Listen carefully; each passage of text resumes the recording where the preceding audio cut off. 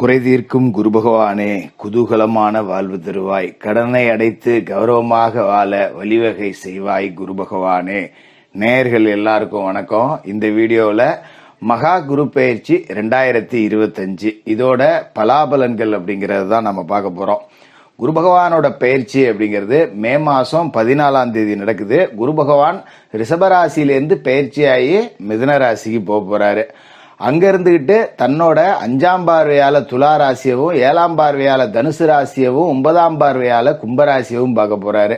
இதுல குரு பயிற்சிக்கு பிறகு வரக்கூடிய ராகு கேது பயிற்சியில ராகு கும்பராசிக்கு வரார். அப்படிங்கறதால குரு பார்வையில பட்டு ராகுவும் புனிதமடைகிறார். அப்படிங்கும் போது இந்த குரு பயிற்சியோட சேர்த்து ராகு கேதுவோட நன்மைகளும் உங்களை தேடி வரப்போகுது அப்படிங்கிறத தெளிவா நம்மளால சொல்ல முடியும். அந்த அடிப்படையில உங்களோட ராசிக்கு இந்த குரு பயிற்சி காலகட்டத்தில் குரு பகவானால என்ன நன்மைகள், அவரோட இடத்தால என்ன நன்மைகள், அவரோட பார்வையால என்ன நன்மைகள் அப்படிங்கிறத துல்லியமா கணிச்சு உங்களுக்கு கொடுக்கறேன். குரு பகவானோட ஆசி எல்லாருக்கும் கிடைக்கணும் அப்படின்னு என்னோட குருவையும் வேண்டிக்கிட்டு வீடியோக்குள்ள போவோம். சிம்மராசி நேயர்களே, உங்களுக்கு இந்த குரு பகவானோட பயிற்சி எப்படி இருக்கு அப்படின்னு பாத்தீங்கன்னா, பொதுவாகவே கடவுள் ஒரு கதவை அடைச்சா இன்னொரு கதவை திறப்பார் அப்படின்னு சொல்லுவோம் இல்லையா? அந்த மாதிரி தான் இந்த குரு பயிற்சி அப்படிங்கிறது உங்களுக்கு வந்திருக்கு.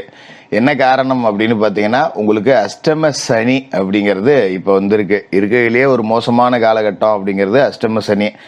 ஆனால் சிம்மராசிக்காரர்களை பொறுத்த வரைக்கும் ஏற்கனவே அஷ்டம சனி வந்த மாதிரி தான் வாழ்க்கை இருந்துச்சு. அதுக்கு காரணம் என்னன்னு பார்த்தீங்கன்னா, உங்களோட ராசிக்கு 10ல குரு இருந்துட்டார். 10ல குரு அப்படின்னா பதவிகள் மாற்றம். அது நல்ல மாற்றமா கெட்ட மாற்றமா அப்படின்னு பாத்தீங்கன்னா, உங்களுக்கு 10ல குரு இருந்த காலகட்டம் முழுக்க பெரும்பகுதி கண்டச்சனி அப்படிங்கிறது இருந்ததுங்கிறதால அது கெட்ட மாற்றமா தான் இருந்திருக்கும்.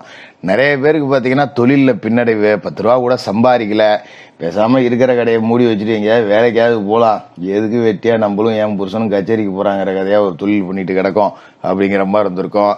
வேலைக்கு போனாலும் வேலை செய்யற இடத்துல திருப்தி இல்லை.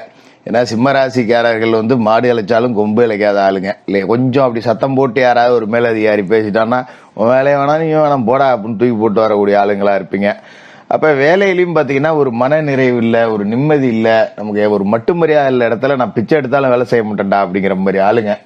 அப்படிதான் உங்களுக்கு ஓடிச்சு. இப்ப அஷ்டம சனி அப்படிங்கறதோட உங்களை சேர்த்து வாட்டுது.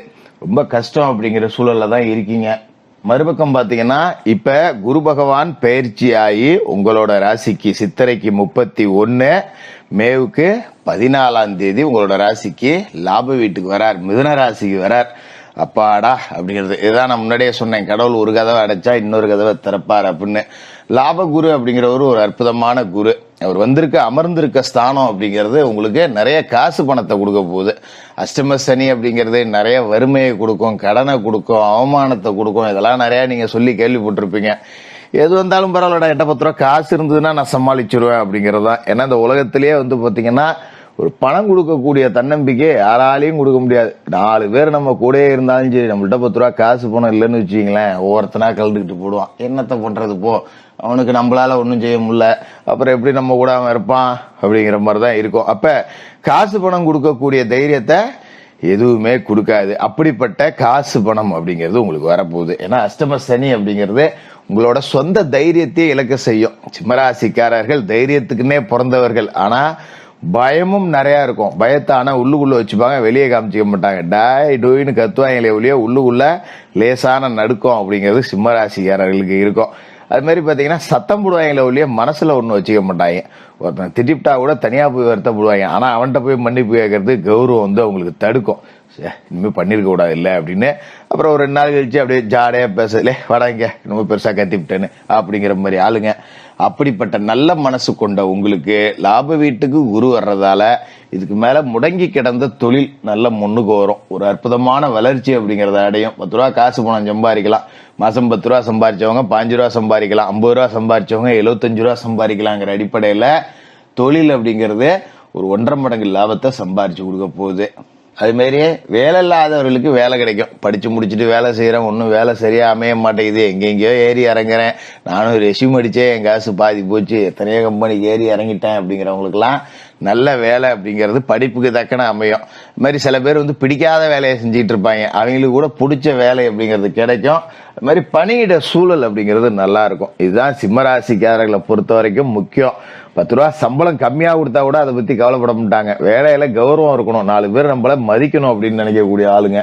அப்படிப்பட்ட கௌரவத்தோட கூடிய வேலை அப்படிங்கிறது உங்களுக்கு கிடைக்கும். நல்ல மேலதிகாரிகள் அமைவாங்க, நல்ல சக ஊழியர்கள் அமைவாங்க, வீட்டுக்கு பக்கத்திலேயே ஒரு அலைச்சல் இல்லாத அளவுக்கு வேலை கிடைக்கும், நல்ல உத்தியோகம் அப்படிங்கிறதாவும் இருக்கும். அதனால நீங்க கவலைப்பட தேவையில்லை. அது மாதிரி மாணவர்களுக்கும் பாத்தீங்கன்னா படிச்சு முடிச்ச உடனே அடுத்து என்ன செய்யணும் அப்படிங்கறதுல ஒரு தெளிவா இருப்பீங்க. 10வது முடிச்சுன்னா 11வது இந்த கோர்ஸ் எடுக்கணும், இந்த பள்ளிக்கூடத்துல போய் படிக்கணும், 12வது முடிச்சிட்டோம்னா இந்த காலேஜ்ல படிக்கணும், இந்த கோர்ஸ் படிக்கணும் அப்படிங்கறதுல அடுத்து என்ன அப்படிங்கறதுல ரொம்ப தெளிவாவே இருப்பீங்க. நல்ல கல்வி முன்னேற்றம் அப்படிங்கறதும் நல்லா இருக்கும். நீங்க கவலைப்பட வேண்டியதில்லை. நீங்க விரும்பிய கல்லூரிகள்ல சேர்க்கை அப்படிங்கறதும் கிடைக்கும். மாதிரி படித்து முடித்த மாணவர்கள் பலர் கேம்பஸ் இன்டர்வியூல வேலைக்கு போகக்கூடிய அமைப்பு அப்படிங்கறதும் கூட இருக்கு. அதனால இந்த அஷ்டம சனி அப்படிங்கறதே இந்த ஒரு வருஷத்துக்கு உங்களுக்கு தெரியாது, பரவாயில்ல. அஷ்டம சனி பாடாப்படுத்தும்பாங்க. அஷ்டம சனி ஒரு 90% கெடுதலை கொடுக்குதுன்னா ஒரு 70% கெடுதலை இந்த குரு பகவானோட அமைப்பு அப்படிங்கறது தடுத்துரும். அது ரொம்ப சந்தோஷம் தான், உங்களுக்கு பயப்பட வேண்டியதில்லை. அதோட குரு பகவானோட பார்வை அப்படிங்கிறதுக்கு அற்புதமான பலன்கள் அப்படிங்கிறது இருக்கு. அந்த வகையில குரு பகவான் உங்களோட ராசிக்கு 3, 5, 7 இந்த இடத்தெல்லாம் பார்க்க போறார். இந்த இடங்கள் எல்லாமே புனிதமடையுது. அப்ப 3வது வீடு அப்படிங்கிறது இளைய சகோதர ஸ்தானம். இளைய சகோதரர்களால நன்மை, அதே மாதிரி உங்களால இளைய சகோதரர்களுக்கு நன்மை. அது மாதிரி பூர்வீக சொத்தை பாகம் பிரிச்சுக்கலாம். அண்ணன் தம்பிகளுக்குள்ள சண்டை சச்சரவு இல்லாம பங்காளிகளுக்குள்ள நல்லபடியா பாகம் பிரிச்சுக்கலாம். ஏதோ ஒரு பாகத்தை உங்க பாகத்தை வச்சு நீங்க பொழைச்சிக்கலாம். இந்த அப்பாவன் சொத்தை உனக்கு கொடுத்துட்டேன் அப்படிங்கிற ரீதியில நீங்க பாட்டுக்கா பொழப்பாக்கலாம். மறுபக்கம் பாத்தீங்கன்னா உங்களுக்கு கண் சார்ந்த பிரச்சனை ஏதா இருந்ததுன்னா, கண்ணுல ஒரு புற விழுந்துருச்சு, கண்ணாடி போடுற மாதிரி இருக்கு, கண்ணு சரியா தூர பார்வை கிட்ட பார்வை இந்த மாதிரிலாம் இருந்ததுன்னா அதெல்லாம் பெரிய ஒரு அறுவை சிகிச்சை அளவுக்கு இல்லாம சாதாரணமா குணமடையக்கூடிய நேரம் அப்படிங்கிறதும் இருக்கு. கவலைப்பட வேண்டியது இல்லை. இது மாதிரி 5ஆம் இடத்துலயும் குரு பார்வை இல்லை இருக்கு அப்படிங்கும் போது புத்திரபாக்கியம் இல்லாதவர்களுக்கு புத்திரபாக்கியம் அப்படிங்கிறது கிடைக்கும். பிள்ளைகளுக்கு திருமணம் நடக்கும், பிள்ளைகளோட கல்வி நல்லா இருக்கும். பிள்ளைகளுக்காக நீங்க ஏதாவது சேர்த்து வைக்கணும்னு நினைச்சீங்கன்னா அது எல்லாத்தையுமே நல்லபடியா செஞ்சு முடிப்பீங்க. இப்படி நிறைய நன்மைகள் அப்படிங்கிறது பிள்ளைகளை நினைச்சு பெருமைப்படக்கூடிய அளவுக்கு இருக்கும். அவங்களும் பாத்தீங்கன்னா நல்லா படிச்சு மார்க் வாங்கிட்டு வருவாங்க, ஒரு விளையாட்டு போட்டியில ஜெயிச்சுட்டு வரேன்னு சொல்றது, ஒரு நல்ல வேலைக்கு போறது, பொறுப்பா நடந்துக்கிறது, 4 பேரு இந்த பாடுறா அவன் புள்ளெல்லாம் எவ்வளவு நல்ல பிள்ளையா இருக்கு அப்படின்னு பேசுறது உங்க காதுக்கு குளுமையா இருக்கும். அந்த அளவுக்கு பிள்ளைங்க ரொம்ப நல்லபடியா நடந்துப்பாங்க. 7ஆம் இடத்துல குரு பார்வை விழுது, இதுதான் ரொம்ப அற்புதம். ஏன்னா குரு பகவானோட பயிற்சி நடந்து அடுத்த 4 நாள்ல ராகு கேது பயிற்சி நடக்குது. உங்களோட ஜென்ம ராசியில கேதுவும் களத்திரத்துல ராகுவும் வராங்க. நீங்க சர்ப்பதோஷ பிடியில ஆட்பட போறீங்க. 7ஆம் இடத்துல ராகு வராரு அப்படின்னா மோசமான ராகு இது. கணவன் மனைவியை கூட பிரிச்சு டைவர்ஸ் வரைக்கும் கொண்டு போடுவாரு. ஆனா நல்ல வேலையா அந்த இடத்துல குரு பார்வை விழுந்து ராகு புனிதப்பட்டு போறார். அப்ப 7ஆம் இடத்திற்கு உண்டான ஆதிபந்தம்ங்கிறது குரு பார்வையோட சேர்ந்து ராகுவும் நன்மைகள் அப்படிங்கறத செய்ய தொடங்குறாரு. அந்த வகையில கூட்டு தொழில் சிறக்கும், நண்பர்கள் உதவியா இருப்பாங்க. மாதிரி கணவன் மனைவிக்குள்ள பெரிய அளவுல சண்டை சச்சரவு இல்லாம ஏதோ ஊடலும் கூடலும் அப்படிங்கிற மாதிரி ஓடி போவோம். பெரிய பாதிப்புகள் இல்லாம இந்த அஷ்டம சனியிலிருந்து காப்பாற்றக்கூடிய ஒரு அற்புதமான குரு பயிற்சியா இந்த குரு பயிற்சி இருக்கும். இருந்தாலும் சனிக்கிழமையில சனி பகவானுக்கு எள்ளு விளக்கு போடுங்க. மாற்றுத்திறனாளிகளுக்கு உங்களால முடிஞ்ச உதவிகள் செய்யுங்க. குரு பகவான் உங்களுக்கு நிறைய நற்பலன்களை கொடுப்பாரு. சிம்மராசிக்காரர்களுக்கு வாழ்த்துக்கள்.